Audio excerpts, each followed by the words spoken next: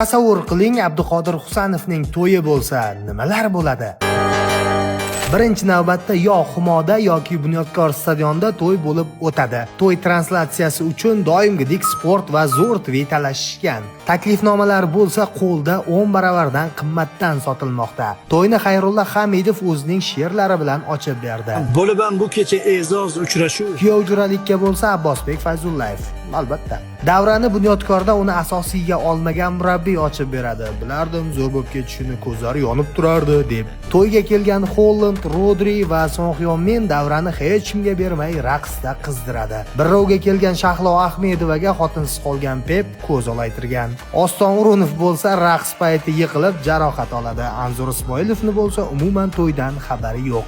Voy. Yomon bo'pti-da endi hammasi. Voy, tugabdi-da hammasi endi.